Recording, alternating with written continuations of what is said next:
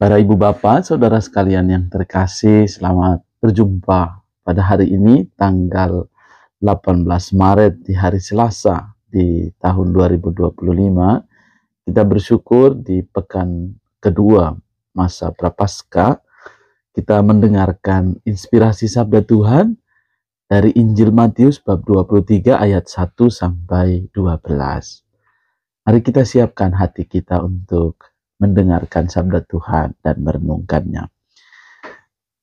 Terangilah mataku agar aku jangan tertidur dalam maut. Jangan sampai musuhku berkata, dia telah kukalahkan. Terpujilah Kristus Tuhan, Raja mulia dan kekal.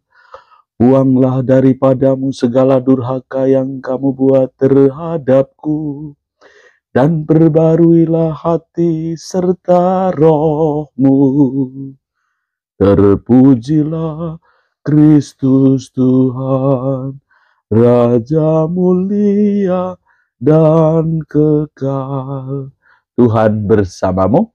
Injil suci menurut Matius. Dimuliakanlah Tuhan.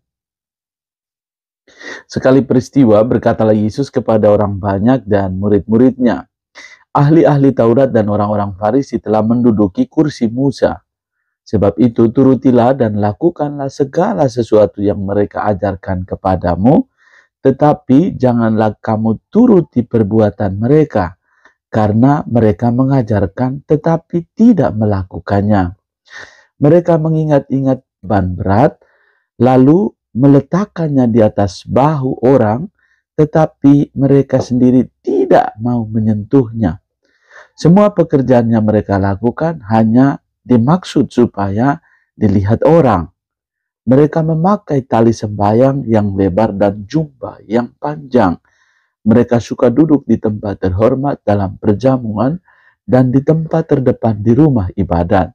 Mereka suka menerima penghormatan di pasar dan suka dipanggil rabi.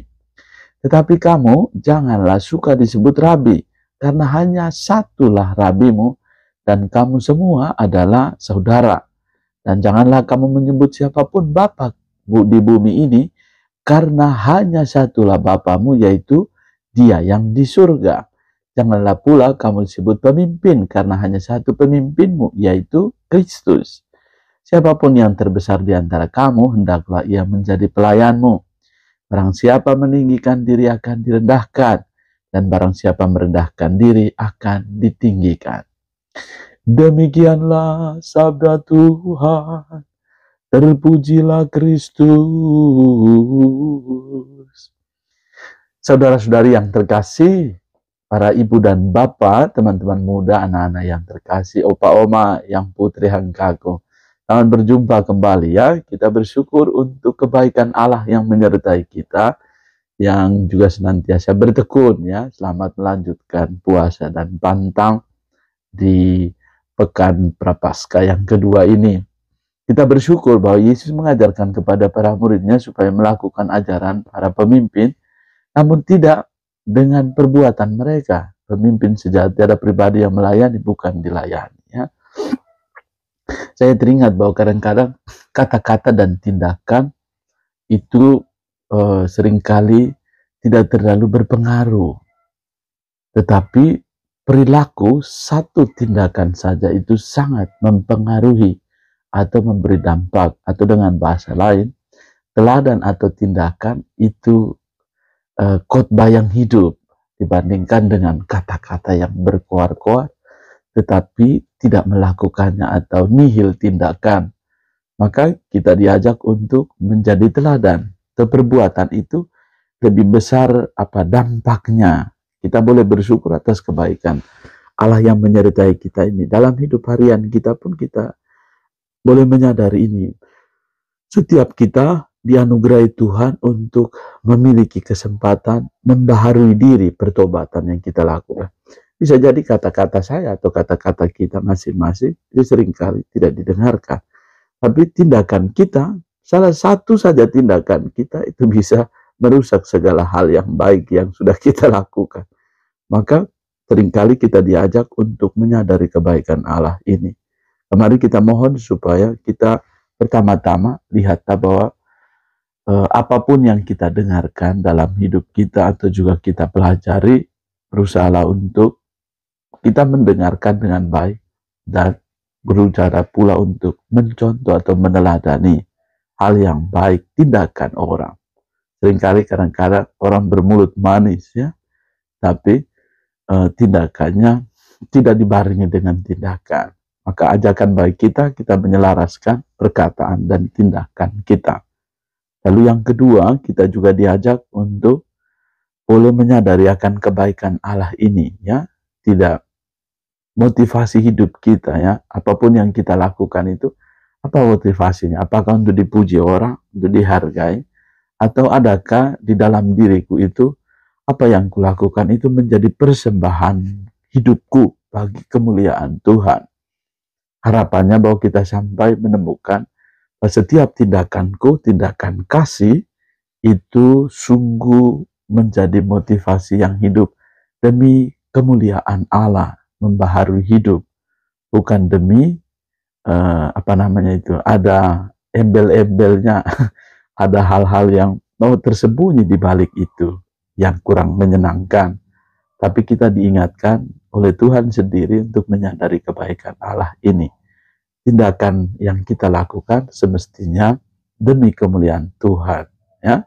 Lalu kita diajarkan juga ya, yang ketiga adalah hendaklah kita menjadi pelayan ya. Mau yang seseorang dia tidak langsung menjadi pribadi yang mampu melayani, tetapi dengan semangat kerendahan hati, dengan semangat pelayan, ya dia pasti bisa berjuang untuk menyadari akan keterbatasan dalam diri, lalu berjuang untuk menjadi pelayan. Siapapun yang terbesar di antara kamu, hendaklah menjadi pelayanmu. Sikap rendah hati bukan rendah diri. Kerendahan hati di hadapan Allah menyertai setiap kita untuk bertekun, untuk boleh menyadari akan kebaikan. Kalau kerendahan hati, siapa yang tidak menghargai orang yang rendah hati? Kerendahan hati itu menjadi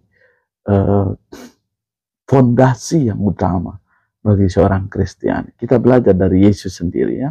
Ia yang adalah Allah tidak meninggikan kehalaannya, tetapi menjadi pribadi yang rendah hati, turun menyelamatkan manusia. Dan itu mengubah setiap perilaku hidup manusia dan kesadaran diri. Dan yang terakhir, yang keempat, barang siapa meninggikan diri akan direndahkan, barang siapa merendahkan diri akan ditinggikan. Kerendahan hati menjadi fondasi dasar yang mampu membuat setiap kita, bahkan orang lain, merasakan kebaikan Allah.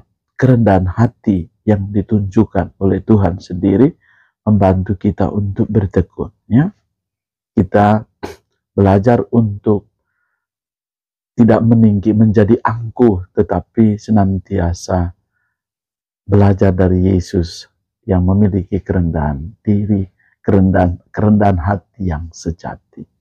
Semoga Tuhan menganugerahkan berkat bagimu, keluarga dan komunitas, seluruh perjuangan hari ini, dan segala hal baik yang kita upayakan di dalam masa Prapaskah ini. Tuhan menganugerahkan berkat bagimu, semua mereka yang merayakan hari ulang tahun kelahiran dan hari ulang tahun perkawinan.